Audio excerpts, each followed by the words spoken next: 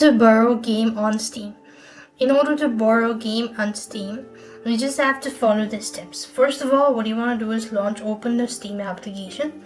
Next, you want to go to your profile initials, click the sign out of all account. And once again, you want to sign in, and what you have to do is after you've actually done it, so you want to log in with your friend's account. So once you're logged in with your friend's account, so after you're logged in to your friend's account, then you want to click on Steam from the top of the page, and then you want to go to settings. As you go to settings, come to family. In this case, you already have to create the family or thing.